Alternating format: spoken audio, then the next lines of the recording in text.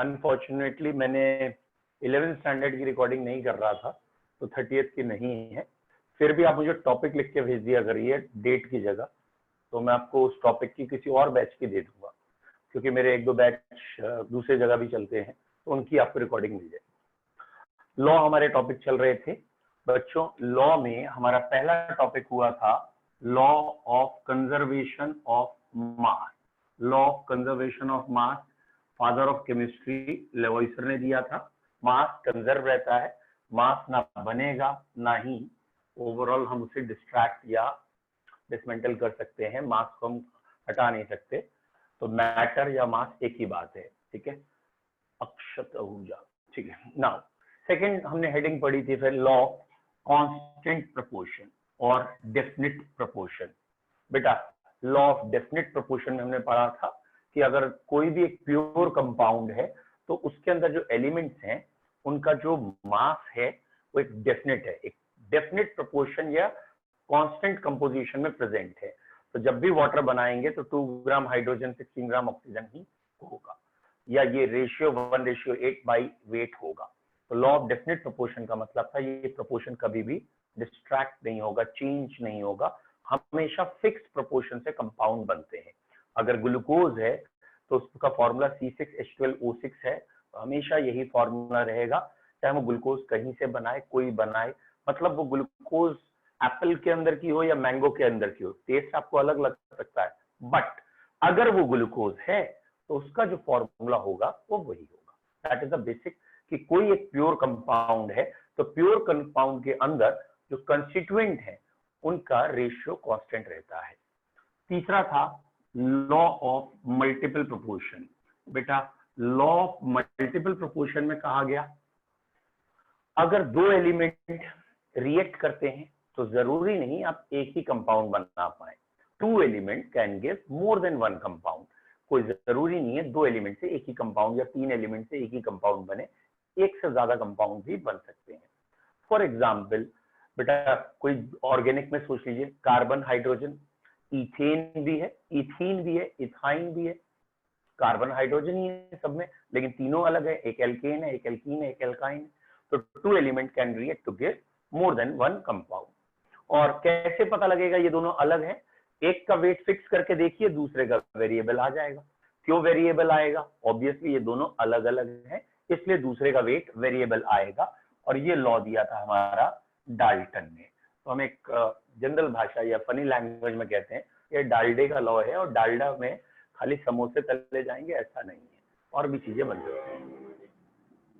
चौथा था बेटा हमारा लॉ ऑफ रेसिप्रोकल प्रोपोर्शन, और ये समवट रिचर्ड साइंटिस्ट ने दिया था। लॉ ऑफ रेसिप्रोकल प्रोपोर्शन में बच्चों उन्होंने कहा था कि अगर 2 एलिमेंट्स रिएक्ट कर रहे हैं किसी तीसरे से, ये 2 एलिमेंट रिएक्ट कर रहे हैं किसी तीसरे से, तो तीसरे का एक फिक्स वेट ले लेते हैं, उससे इसका वेट देखते हैं, इसका वेट देखते हैं, इसके x ग्राम से इसके y ग्राम रिएक्ट कर रहे हैं, इसके z ग्राम रिएक्ट कर रहे हैं। तो गारंटेड ये दोनों आपस में जब रिएक्ट करेंगे या तो इसी रेशियो में रिएक्ट करेंगे y और z, या आपस में जो भी रेशियो में रिएक्ट कर रहे हो, सपोज p और q में कर रहे हैं, आपस में ये p और q में रिएक्ट कर रहे हैं, और इस थ्योरी से आ रहा था y और z। तो ये जो p और q है और ये जो y और z है, ये आपस में एक सिंपल होल नंबर रेशियो होगा। तो बेसिकली ये कहा गया है अगर 2 एलिमेंट किसी तीसरे एलिमेंट से रिएक्ट कर रहे हैं, तीसरे एलिमेंट का वेट कांस्टेंट है, तो इनका जिस वेट से भी ये दोनों इसके x ग्राम से रिएक्ट कर रहे थे, या तो ये इसी रेशियो में रिएक्ट करेंगे, या फिर जिस रेशियो में रिएक्ट करेंगे वो रेशियो और ये रेशियो, ये सिंपल होल नंबर मल्टीपल होगा। That is law of multiple proportion. Fifth law बेटा, ये फिफ्थ लॉ था, अजीब सा नाम है इसका, एक तो पहला वर्ड है गे, फिर ल्यू सेक्स लॉ, अजीब सा नाम है, कोई बात नहीं। गे ल्यूसेक्स लॉ में आपको पहला वर्ड याद रखना है, ये सिर्फ और सिर्फ गैसेस के लिए है, ओनली फॉर गैसेस। ये ल्यूसेक्स लॉ को आपको लिक्विड पे नहीं लगाना है, सॉलिड पे नहीं लगाना है, गैसेस पे लगाना है। तो गे ल्यूसेक्स लॉ से आज की स्टडी हमारी शुरू होगी बच्चों। ये हम पिछला पढ़ चुके थे, पिछले 4 लॉ का एक सिंपल रिवीजन बताया, साइंटिस्ट के नाम के साथ। आज का लॉ गे-लुसाक्स लॉ। बच्चों ये बहुत सिंपल लॉ है गे-लुसाक्स, बस ये दिमाग में आ जाए कि it is for liquid, it is for gases only, it is not applicable on liquid, not applicable on solid. अब कुछ बच्चों को ना ये लॉ पहली बार में समझ में नहीं आता, क्योंकि उनके दिमाग में वो पानी और वो जो बर्फ है या हवा है, वो सॉलिड है, वो भरा है। तो अब आप गैसेस के लिए लॉ है, ये एक पॉइंट है, ठीक है। लॉ क्या है बेटा, इस लॉ में ये कहा गया है कि अगर ये N2 है और ये H2 है, ये रिएक्ट कर रहे हैं और रिएक्ट करने के बाद अमोनिया बना रहे हैं।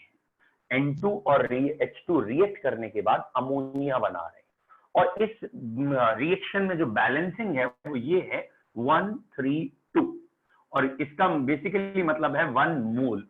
बेटा मोल कोई चीज नहीं होती, मोल का मतलब एक पार्टिकल का नंबर है, मतलब 6.02 इंटू 10⁻23 पार्टिकल। इसके अगर इतने पार्टिकल हैं, सिंपल भाषा में एक पार्टिकल है, तो इसके 3 पार्टिकल रिएक्ट करेंगे और इसके 2 पार्टिकल बनेंगे। लेकिन गे-लुसाक्स ने क्या कहा था कि अगर इसका 1 वॉल्यूम रिएक्ट करेगा इसके 3 वॉल्यूम से, तो इसका 2 वॉल्यूम बनेगा। फिर से सुनना, अगर इसका 1 लीटर रिएक्ट कर रहा है, वॉल्यूम मतलब कोई भी वैल्यू, इसका 3 लीटर रिएक्ट करेगा तो अमोनिया के 2 लीटर बनेंगे। और कंडीशन यही है, ये तीनों गैसेस होनी चाहिए, और दूसरी कंडीशन ये है कि तीनों का टेम्परेचर प्रेशर एकदम सेम होना चाहिए। ऐसा नहीं है कि कंडीशंस तीनों की अलग हो, तीनों की कंडीशन सेम होनी चाहिए। अब बच्चों पता प्रॉब्लम कहां आती है? प्रॉब्लम इस लॉ को सुनने के बाद जो बच्चों को आती है, वो कहते हैं 1 लीटर 3 लीटर रिएक्ट कर रहे हैं, कैसी बातें कर रहे हैं सर, 1 और 3 जुड़ के 4 नहीं बनेंगे, 2 कैसे बन जाएंगे? ये बच्चों के दिमाग में आता है, ठीक है। अभी फिर इसको बताते हैं कि ये सही है, 1 और 3 रिएक्ट करके 2 ही बनेंगे। ये गैसेस का केस है, लिक्विड या सॉलिड का नहीं है बेटा। लिक्विड या सॉलिड में ये होता है कि 1 लीटर लिक्विड, 3 लीटर लिक्विड, और बाद में ये 4 लीटर हो गया, ये लिक्विड की बात है या सॉलिड की बात है।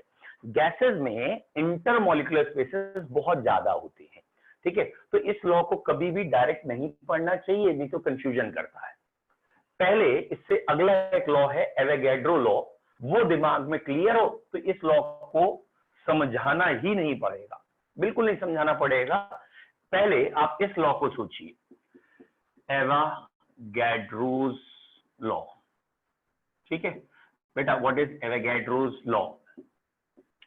इस लॉ में ये कहा गया है कि गैसेस के केस में, ये अगर मैंने कंटेनर लिया है, सपोज इस कंटेनर का वॉल्यूम V लीटर है, ये V लीटर कंटेनर है, तो कॉमन सेंस है यहां गैसेस कितनी आएंगी? कॉमन सेंस, गैस पूरे कंटेनर को घेरती है, तो आप जितनी भी गैस डाल दीजिए V लीटर में ही आएगी, तो गैस का वॉल्यूम हमेशा यहां क्या आएगा बच्चों? V लीटर आएगा। अब इसमें ये देखा गया इन्होंने कि पहले इन्होंने हाइड्रोजन गैस भेजी, ठीक है, और ये जब हाइड्रोजन गैस भेजी V लीटर कंटेनर में, तो इन्होंने टेम्परेचर फिक्स रखा, सपोज 298, प्रेशर फिक्स रखा 1 बार। ये कंडीशन रख के देखी, इस V लीटर वॉल्यूम में इन्होंने टेम्परेचर और प्रेशर फिक्स रखा, और हाइड्रोजन के देखे भाई ये कितने पार्टिकल्स आ रहे हैं, ये कितने पार्टिकल्स आ रहे हैं। सपोज कर रहे हैं, सपोज H2 के यहां 20 मॉलिक्यूल्स आए। जब 20 मॉलिक्यूल्स थे तो ये कंडीशन आ गई, hydrogen gas, temperature 298 kelvin, pressure 1 बार, और नंबर ऑफ मॉलिक्यूल्स, या नंबर ऑफ मॉलिक्यूल्स आ गए 20। अब उन्होंने हाइड्रोजन निकाल ली, हाइड्रोजन की जगह कोई और गैस भेजी, सपोज उन्होंने यहां ऑक्सीजन गैस भेजी, यही टेम्परेचर यही प्रेशर, चांस की बात है ऑक्सीजन के भी 2 मॉलिक्यूल। अब उन्होंने ओजोन गैस भेजी O3, यही टेम्परेचर यही प्रेशर यही मॉलिक्यूल्स आ रहे थे। देन उन्होंने कोई और गैस सपोज दैट भेज दी जो मोनो एटॉमिक है, हीलियम, यही टेम्परेचर यही प्रेशर और यही नंबर ऑफ एटम्स कहेंगे क्योंकि हीलियम मोनो एटॉमिक है, यही आ रहा है। तो ये जब एक्सपेरिमेंट बार बार उन्होंने रिपीट किए तो उनके दिमाग में क्या आया, बेटा उनके दिमाग में आया इस समय v litre v litre v litre v litre, उन्होंने कहा अगर गैस के वॉल्यूम सेम है तो गैस के नंबर ऑफ पार्टिकल भी सेम होंगे, यानी गैसेस जो जगह घेरती हैं वो इस बात पे नहीं घेरती कि गैस कौन सी है, गैसेस जो जगह घेरती हैं वो इस बात पे घेरती हैं कि पार्टिकल्स कितने हैं, मॉलिक्यूल्स कितने हैं या एटम्स कितने हैं। तो गैसेस के केस में अगर टेम्परेचर प्रेशर सेम हो तो नेचर ऑफ गैस से कोई लेना देना नहीं कि वो मोनोएटॉमिक है, डाइएटॉमिक है या ट्राइएटॉमिक है, वो हल्की गैस है, भारी है और भारी, कोई मतलब नहीं। ना मतलब है उनके वजन से, ना मतलब है कि उनकी एटॉमिसिटी कितनी है, डाई ट्राई टेट्रा, ना मतलब है मॉलिक्यूल्स कितने हैं। अगर वो गैस एटम में एग्जिस्ट करती है तो एटम्स कितने हैं। ठीक है बेटा, what is basic difference between molecule and atom? ये हाइड्रोजन का एटम है, ये जुड़ के इन्होंने ये बना दिया तो ये बन गया H2 मॉलिक्यूल, ये मॉलिक्यूल हो गया, अलग अलग करेंगे तो एटम। तो गे-लुसाक्स लॉ कह रहा है हमें तो नंबर ऑफ बेसिक यूनिट से मतलब है, वो मॉलिक्यूल में एग्जिस्ट करता है तो मॉलिक्यूल चलेगा, वो एटम में एग्जिस्ट करता है तो एटम चलेगा, क्योंकि गैस के पार्टिकल्स दूर दूर होते हैं। तो आपको पहला एवोगैड्रो लॉ अगर समझ में आए तो एवोगैड्रो ने इस रिसर्च से, इस एक्सपेरिमेंट से ये निकाला था, क्या निकाला था कि अगर टेम्परेचर प्रेशर कांस्टेंट कर दें, टेम्परेचर प्रेशर सेम कर दें, तो equal volume of all gases contains equal number of particles, molecules और मोल्स। तो equal gases, equal volume of any guys have equal number of molecules at constant या same temperature and pressure. तो बेटा Avogadro law को एक दो बारी आप खुद बोल के देखिए, समझ के देखिए क्या कहना चाह रहे हैं। एग्जाम्पल फिर रिपीट कर रहा हूं, हमने ये कंटेनर लिया, इस कंटेनर में हमने ऑक्सीजन गैस भेजी। अब मैं जानबूझ के कंटेनर ले रहा हूं 22.4 लीटर का, 22.4 लीटर का कंटेनर लिया, ऑक्सीजन गैस भेजी, प्रेशर 1 एटमॉस्फेयर या बार ले लिया है और बेटा टेम्परेचर 273 केल्विन लिया।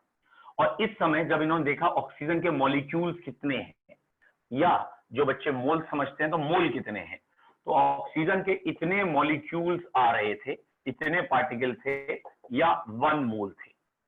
इन्होंने क्या किया, यहां ऑक्सीजन की जगह नाइट्रोजन ली, नाइट्रोजन की जगह अमोनिया लिया, अमोनिया की जगह कोई और गैस ली, होनी गैस चाहिए और ये कंडीशन यही रहनी चाहिए। तो हमेशा यही आंसर आ रहा था, वॉल्यूम इतना, मोल इतने। फिर इन्होंने सोचा कंटेनर को दुगना करते हैं भाई, इन्होंने पार्टिकल्स जो थे कंटेनर डबल ले लिया, पहले से 22.4 की जगह 44.8 किया। अब ये जरा प्रैक्टिकल सोचना, ये बाहर से गैस के पार्टिकल अंदर भेज रहे हैं और जब भेज रहे हैं तो टेम्परेचर मेजर कर रहे हैं, प्रेशर मेजर कर रहे हैं। जब दोबारा यही प्रेशर मेंटेन हुआ और ये टेम्परेचर मेंटेन हुआ तो रोक दिया, बोले अब देखो पार्टिकल कितने आ गए।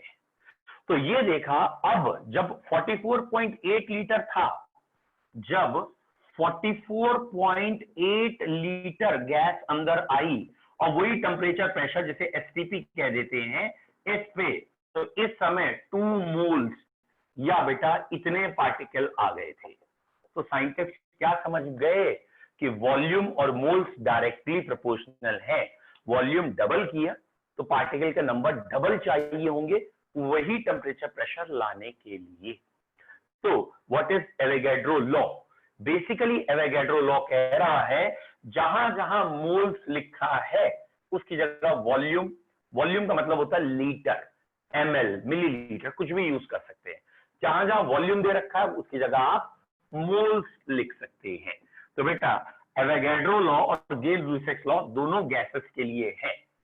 एवोगैड्रो लॉ ने यह कहा है कि अगर टेम्परेचर, प्रेशर दो गैसेस का कांस्टेंट है, सेम है, तो guaranteed equal number of particles, equal number of particles equal volume घेरेंगे, या इक्वल वॉल्यूम में इक्वल नंबर ऑफ मॉलिक्यूल्स या पार्टिकल्स होंगे।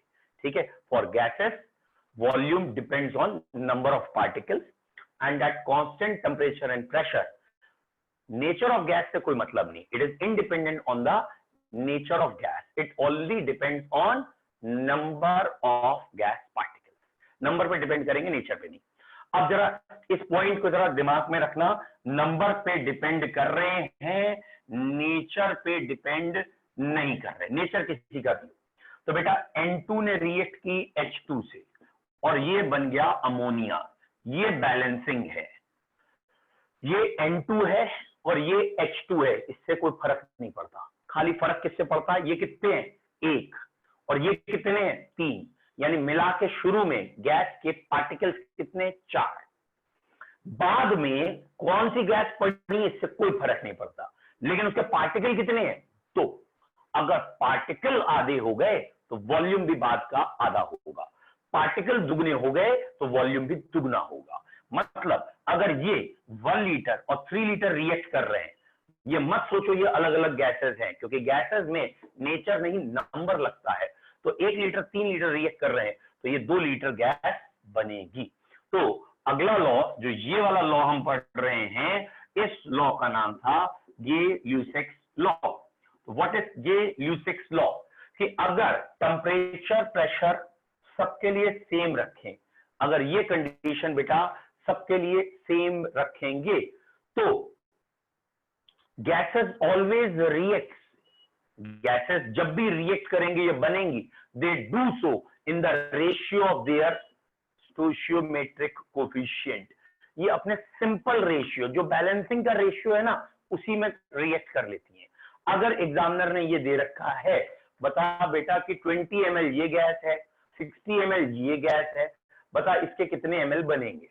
तो डायरेक्ट है, 1 3 से रिएक्ट करके 2 बनाता है, 1 3 से, तो 2 6 से रिएक्ट करके 4 बनाएगा. मतलब मैंने इसका भी डबल किया, इसका भी डबल किया, तो इसका भी डबल कर दो तो 40 ml आंसर होगा. बोलो बच्चों, are you getting my point? क्या आपको इस बात समझ में आ रही है कि गे-ल्यूसेक्स लॉ में क्या कहा गया है? बच्चों, गे-ल्यूसेक्स लॉ में कहा गया है कि गैसेस के केस में जो भी आपका बैलेंसिंग है, उसी रेशियो में वॉल्यूम में काम होता है जिस रेशियो में मोल्स में काम होता है.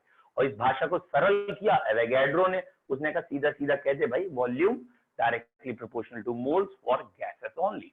तो ये आपको ध्यान रखना है कि गैसेस में कभी भी बैलेंस इक्वेशन हो तो आप डायरेक्ट इस रेशियो में ही गैस रिएक्ट करेगी, इसी रेशियो में बन जाएगी वॉल्यूम के टर्म्स में.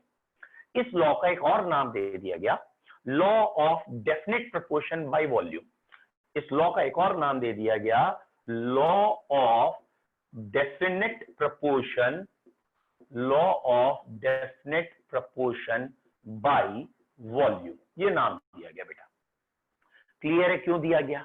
इसमें ये कहा डेफिनेट प्रोपोर्शन कहने का मतलब कि अगर तुम्हें कभी भी अमोनिया बनानी है और वो 2 लीटर बनानी है, अगर अमोनिया के 2 लीटर बनाने हैं तो गारंटेड नाइट्रोजन का 1 लीटर लेना पड़ेगा, हाइड्रोजन के 3 लीटर लेने पड़ेंगे, तभी अमोनिया के 2 लीटर बनेंगे.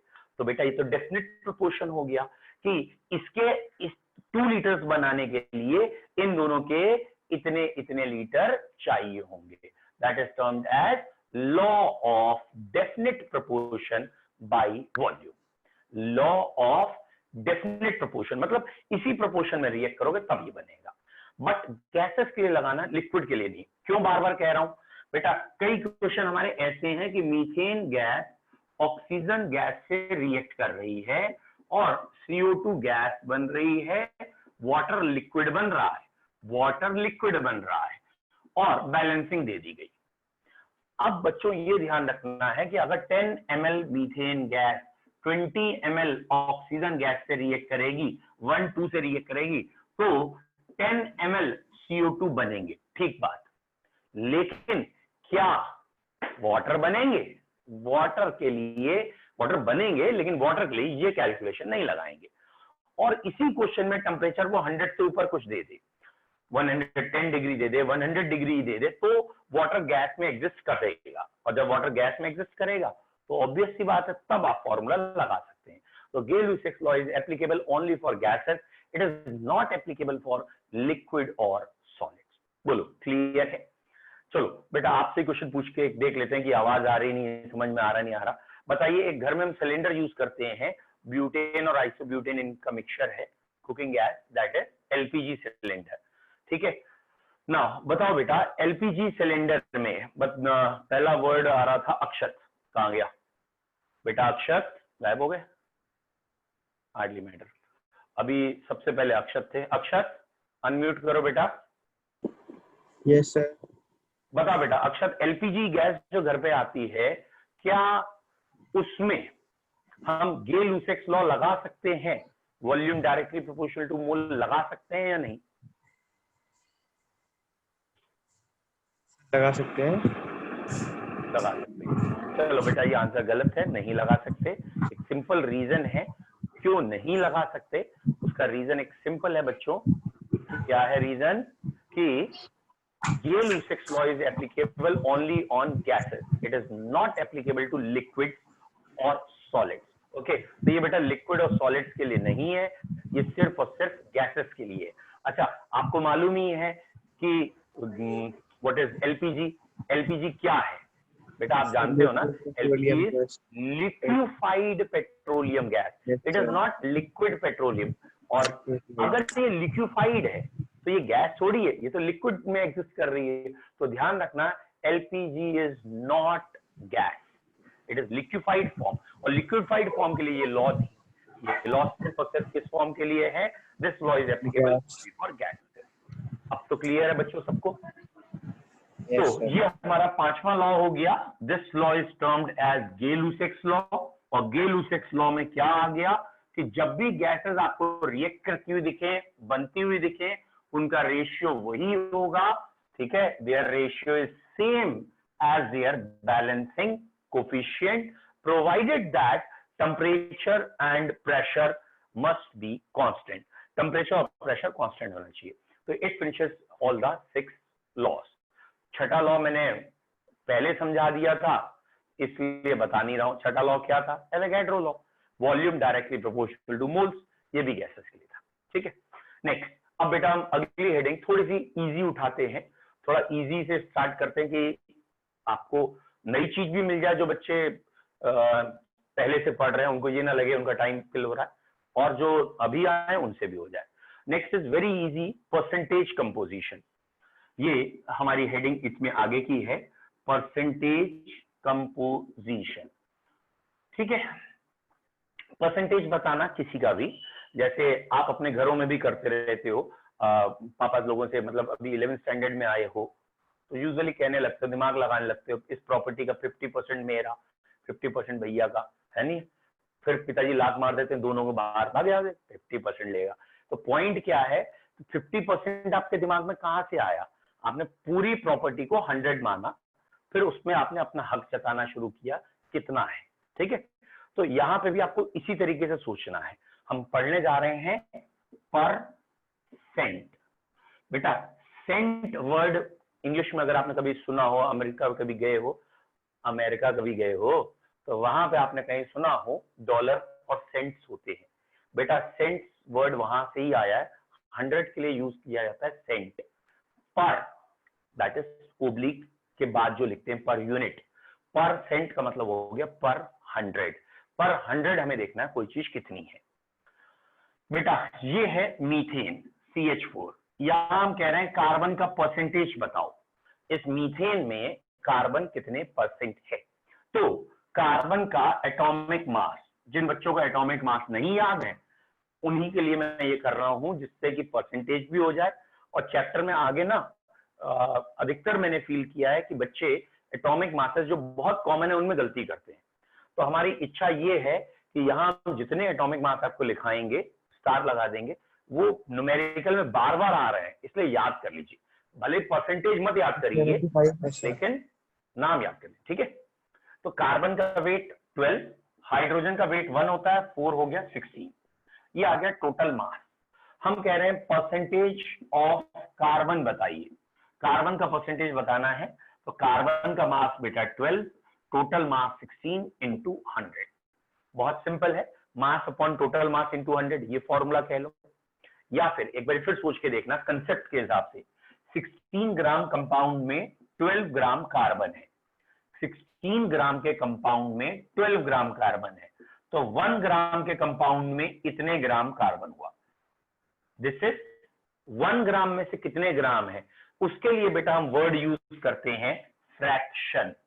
1 ग्राम में कितने ग्राम है, तब हमारा वर्ड होता है बच्चों फ्रैक्शन कितना है। समझ में आया? और जब हमें 1 का पता लग गया तो 100 में कितना है उसे हम कहते हैं परसेंटेज। 1 में फ्रैक्शन होता है, 100 में परसेंटेज होती है। तो कंसेप्ट के हिसाब से चलना चाहिए कि अगर ये 100 नहीं लगा होता तो ये क्या बनता, तो बेटा ये बनता मास फ्रैक्शन। जो परसेंटेज अभी हम कह रहे हैं वो है 100 के लिए और फ्रैक्शन है 1 के लिए। ठीक है, तो परसेंटेज कंपोजिशन अगला टॉपिक हमारा आज का है। उससे पहले आपको कुछ एटॉमिक वेट्स बता रहा हूं जो बार बार चाहिए। जिनके पास नहीं लिखे वो लिख लेंगे। हाइड्रोजन का एटॉमिक वेट 1 है बेटा, ये मास नंबर भी कहलाया जा सकता है। हाइड्रोजन का एटॉमिक मास 1 है। Hydrogen, helium, lithium, beryllium, boron. Boron कभी कभी चाहिए होता है, बोरॉन आज हम क्वेश्चन करेंगे इसलिए लिखा रहा हूं 11 है hydrogen. Boron, carbon 12, nitrogen 14, oxygen 16, fluorine छोड़ दीजिए, नियॉन छोड़ दीजिए, सोडियम 23, मैग्नीशियम 24, एल्यूमिनियम 27, सिलिकॉन छोड़ दो, फास्फोरस 1-2 क्वेश्चन आएंगे खाली लेकिन याद होने चाहिए 31, सल्फर 32, सल्फर क्या, chlorine 35.5, potassium 39 and calcium 40, scandium छोड़ दो, दिस वन छोड़ दो, Mn कभी कभी आएगा 55, क्रोमियम भी आएगा वैसे तो, chromium 52, Mn 55, okay, iron 56, iron क्या, कॉपर 63.5 एंड जिंक 65.5, 65 भी ले सकते हैं। तो हार्डली ये मुश्किल से 15 लिखे होंगे मैक्सिमम। 3, 36, 39, 312, 315, 318, 20 भी नहीं है, 15 से ज्यादा है। तो जिन बच्चों के पास ये नहीं लिखे प्लीज लिख लो और याद भी कर लो क्योंकि ये बार बार आ रहे हैं। नाउ पहला काम, अब आप परसेंटेज कंपोजिशन में एटॉमिक मास निकालना सीखें या निकालें, बाद में परसेंटेज तक पहुंचते जाएंगे। पहले हम एटॉमिक मास निकाल रहे हैं जो हमें बार बार चाहिए, विद नेम लिखेंगे। ठीक है, जैसे सिंपल से स्टार्ट करते हैं बेटा, मीथेन। बेटा ये है फॉर्मूला CH4 और आंसर अभी आप लिखेंगे, आप आंसर लिखेंगे, कॉपी पेन लेके बैठे होंगे होपफुली। मीथेन का परसेंटेज कंपोजिशन बाद में सोचना बेटा, पहले मीथेन का मास निकाल लीजिए कितना आ रहा है। ठीक है, मीथेन। देन इंपॉर्टेंट से स्टार्ट कर रहे हैं, मीथेन के बाद इथाइल अल्कोहल।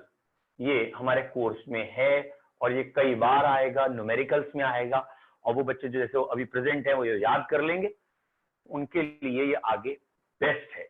इथाइल अल्कोहल के बाद नेक्स्ट इज यूरिया।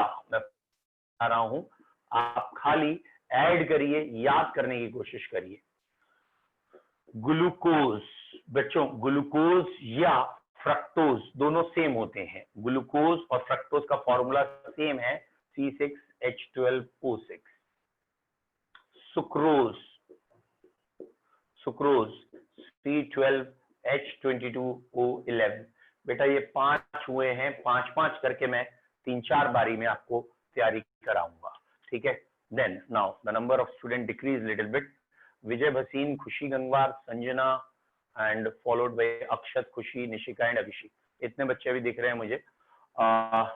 बेटा पहले 5 आप खुद वेट निकालिए, टैली करिए, फिर आपके और मेरे में आंसर सेम है या नहीं है।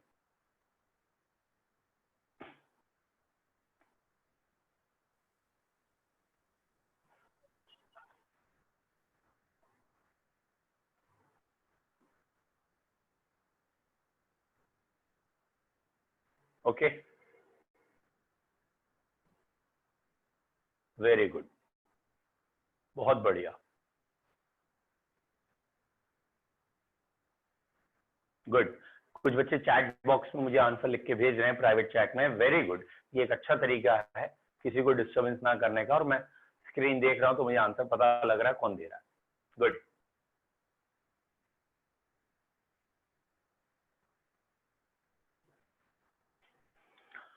पहले का चेक करिए, पहले तो बहुत सिंपल है, 12 + 4 = 16। सेकंड का चेक करिए बेटा, सेकंड इथाइल अल्कोहल है, 24 + 6 + 16 46 आना चाहिए। बेटा आपने 40 बोला था, वो गलत है 40। अब आप चेक करो कहां गलती है। 2 कार्बन है, 12 3 24, 6 हाइड्रोजन 6 और ऑक्सीजन ऑब्वियसली 16, तो 46 आ रहा है। 24 + 6 30, 30 + 16 46। थर्ड इज यूरिया, मैं साफ साफ लिख देता हूं, NH2CONH2 होता है बेटा। नाइट्रोजन 28, 2 एटम है, कार्बन 1 है 12, ऑक्सीजन 1 है 16 और हाइड्रोजन 4 है। ठीक है, तो अगर आप इसको काउंट करेंगे तो 60 आना चाहिए, 6060, दैट इज 60। ओके, तो यूरिया का भी एक दो बच्चों ने भी आंसर दिया था, लेकिन मुझे लग रहा है गलत दिया आपने बेटा। आपने 76 बोला है किसी बच्चे ने, that's not correct, answer is 60। 28 + 12 40 and 20 ये रहा 60। ग्लूकोज, वेरी गुड, अब सही है निशिका का answer. Glucose is 180, 12 6 × 72, hydrogen is this one is 12 और ऑक्सीजन 16 6 × 96। Answer is 180 180।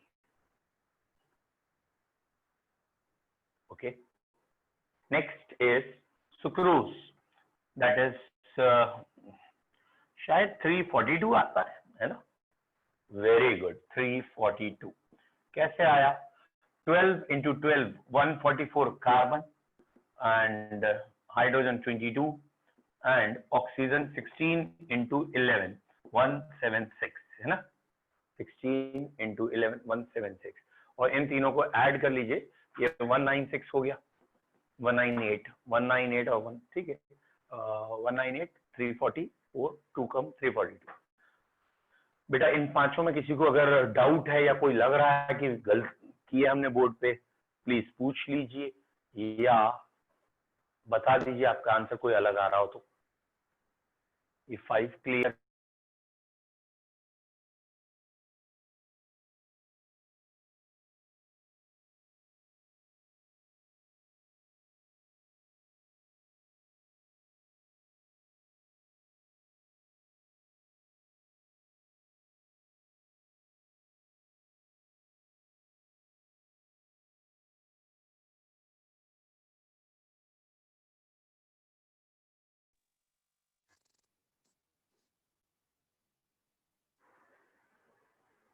सॉरी बच्चों, एक कॉल आ गया था, वो भी इंपॉर्टेंट लेना पड़ा।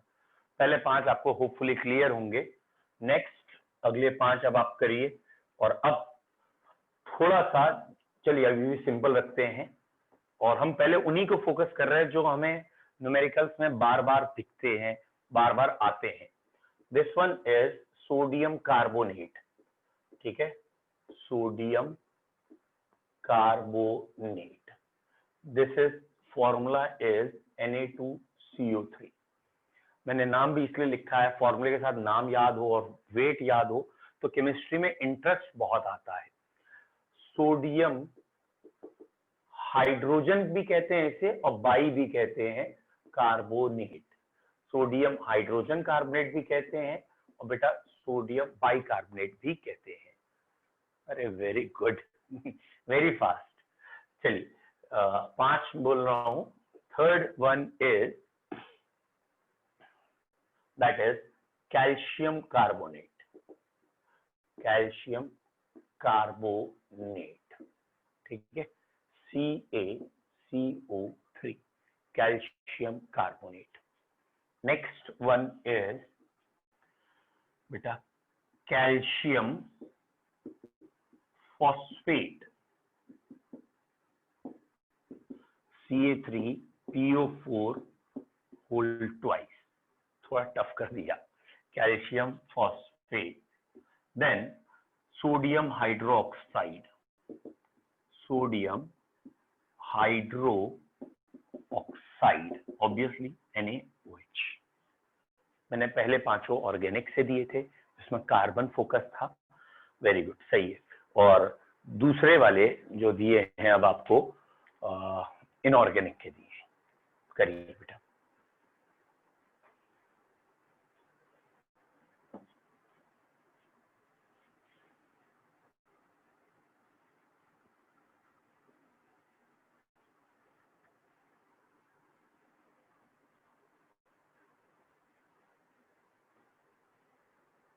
Good,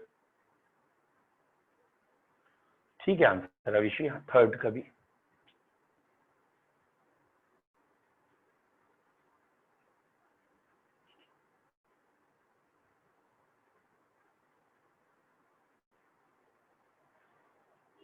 very good.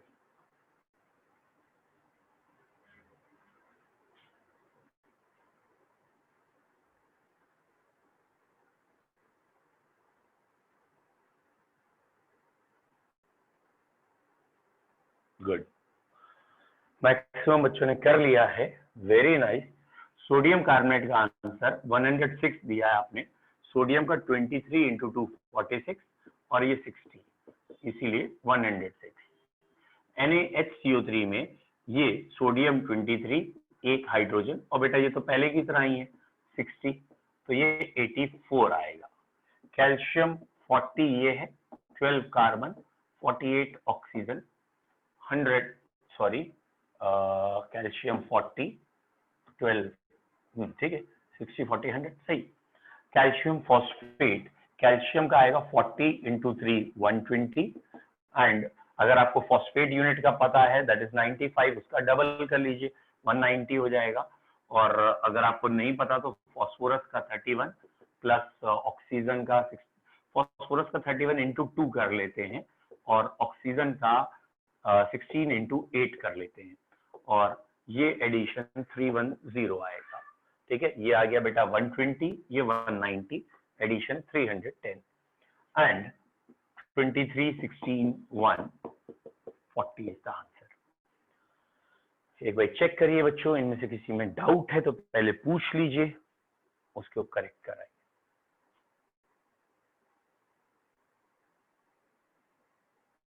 ठीक है,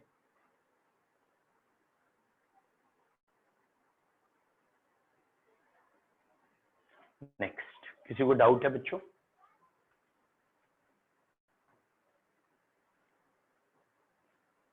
किसी में भी कोई डाउट है तो पूछ लीजिए पहले। नेक्स्ट, अगले 5 थोड़ा सा और लेवल बढ़ा के करते हैं, थोड़ा सा। ठीक है, अगले 5 का लेवल और बढ़ा देते हैं बेटा। KMnO4, ये नाम में कहलाता है पोटेशियम पर मैग्नेट।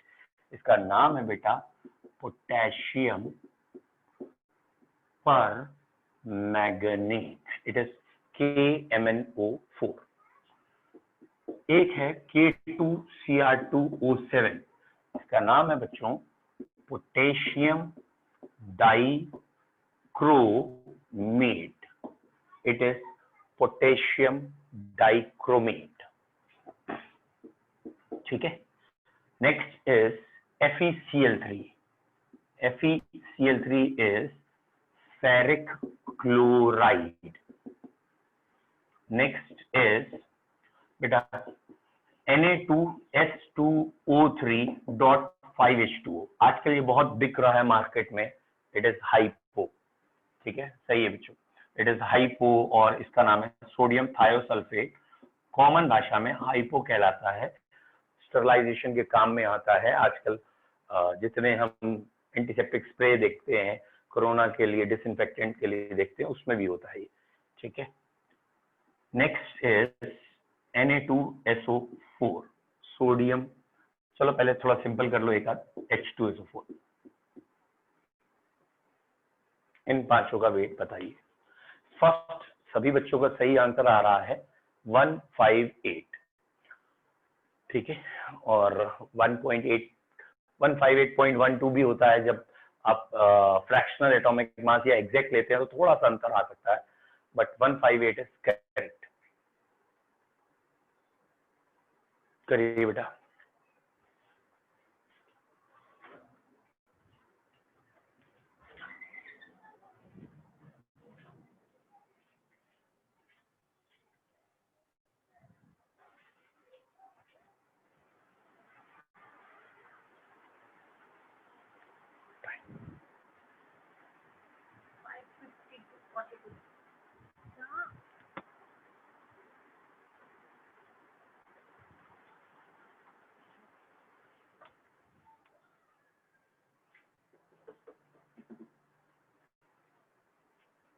डन, आंसर बताए दें बेटा। पहले पोटेशियम का 39 ले लिया हमने, Mn का 55 लिया है, ये 64 लिया है, और ये 158 आएगा क्योंकि हम होल नंबर में कर रहे हैं, और बुक वाले जब एग्जैक्ट करते हैं तो 157.5 से लेके 58.3 तक कुछ भी दे सकते हैं। पोटेशियम का 39 इंटू 2 आया होगा, क्रोमियम का 52 इंटू 2 लिया होगा, और ऑक्सीजन का 16 इंटू 7 लिया होगा। किसी बच्चे ने अगर किया है तो बता दो, मुझे जहां तक ध्यान आ रहा है 292 समथिंग कुछ आता है, 248 है, तो 298 आ रहा है। कितना आ रहा है? 98। हाँ वही मैंने 290s में है, और एक बार चेक कर लेता हूँ फिर भी मैं। 39 टू जा 78, 52 2 टाइम्स 104, 16 696, 16 ओहो 16 7 है, दैट इज 112, ठीक है। 8 to 10 for 14, और 7 to 9 294 आ रहा है, आपने 298 कैसे बताया? ठीक है, इसका आंसर आएगा बेटा this one. Okay, any doubt बेटा? अगला है हाइपो Na2S2O3.5H2O किया है बेटा। अच्छा FeCl3 सॉरी, FeCl3 में आयरन 56 है और 3 क्लोरीन है, तो इट इज 35.5 इंटू 3 106.5 है ना, और ये 56 भी ऐड करना है 162.5, ठीक है। And last second last is hypo, sodium का 46 64 और ऑक्सीजन 3 48, 18 5 टाइम 90 वाटर का। एंड अब ऐड करें 60 40 100 110 158 158 प्लस 100 258 में 10 गया, मुझे 248 लग रहा है, रैंडम कैलकुलेशन, थोड़ा बहुत एक बार आप चेक कर लीजिए। ये सही लिखे हैं, पहले ये देख लें, दिस ये सारे सही लिखे हैं। मैथमेटिक्स आप चेक कर लो, 6 4 10 8 18 9 1 10 14 6 20 सही है। H2SO4 98 होता ही है बेटा, 2 प्लस 32 प्लस 64 98, दिस वन। बोलो बच्चों, इतने में किसी बच्चे को कोई डाउट आ रहा है तो बताइए। पहले ये एटॉमिक मासेस अगर मालूम हो तो मॉलिक्यूलर मासेस निकाल लेंगे। अब परसेंटेज कंपोजिशन हमारा क्वेश्चन था, आज का टॉपिक था, जरा परसेंटेज कंपोजिशन निकाल के दिखाना है बेटा। पहला क्वेश्चन लिखें, गिव परसेंटेज ऑफ, ये कई बार आया है तो मालूम होना चाहिए, give percentage of nitrogen in urea. Actually ना यूरिया एक फर्टिलाइजर है और इससे प्लांट्स में हम डालते हैं क्योंकि प्लांट्स को इससे नाइट्रोजन मिलती है, तो ऑब्वियसली ये क्वेश्चन बनता है कि इसमें नाइट्रोजन कितने परसेंट है। Give percentage of nitrogen in urea, urea में कितने परसेंट नाइट्रोजन है ये बताना है। करिए बेटा, एक सेकंड, यहाँ पे कुछ बच्चा कह रहा है कुछ, check it. Okay,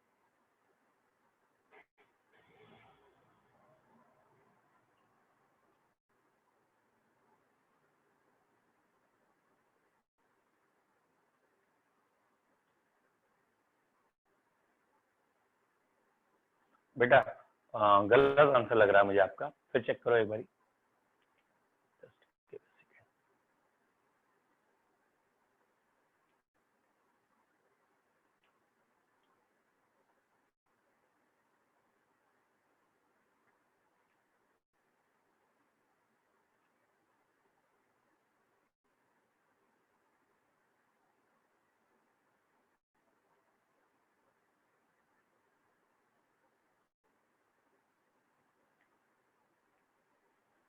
okay, answer is definitely 46.666 आना चाहिए। अभी एक बच्चे ने 23 बता दिया, वो गलत था। ये है बेटा NH2CONH2। यहाँ नाइट्रोजन के 2 एटम हैं, तो 2 एटम का वेट 28 है। ऑब्वियसली कार्बन का वेट, ऑक्सीजन का वेट, हाइड्रोजन का वेट सब आप ऐड करोगे तो 60 आएगा। परसेंटेज आप नाइट्रोजन की निकाल रहे हैं बेटा, तो नाइट्रोजन कहने का मतलब ये नहीं होता कि n की परसेंटेज। तो नाइट्रोजन का वेट है 28, टोटल वेट है 60। बच्चों 60 का हाफ 30 होता है, तो ऑब्वियसली 50% से कम है। और इनटू 100 एग्जैक्ट करोगे 46.66, आंसर इज 46%। ठीक है, तो परसेंटेज निकालने का तरीका क्लियर होना चाहिए। Weight upon total weight into 100, ये है परसेंटेज निकालने का तरीका। Any doubt? ठीक, एक दो क्वेश्चन करके देखिए। Give percentage of carbon in glucose. अब मैं वर्ड खाली लिख रहा हूं, रिकॉल करिए, याद करिए कि ग्लूकोज का फॉर्मूला क्या है। ग्लूकोज में कार्बन की परसेंटेज निकाल के दिखाइए।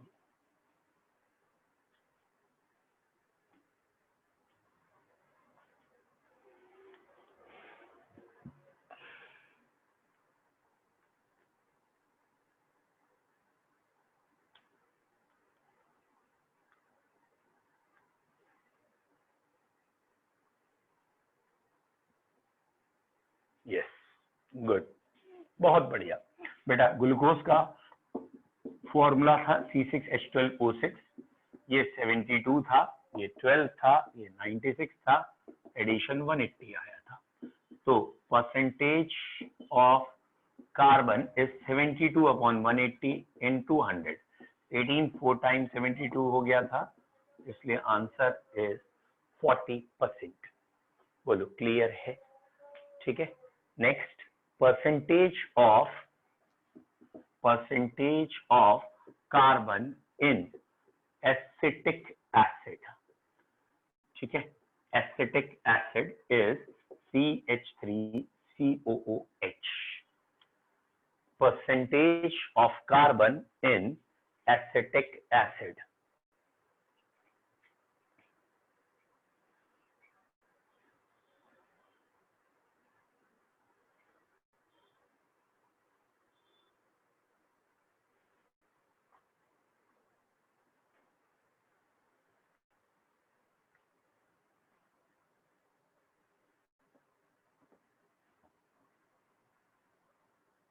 सर 40।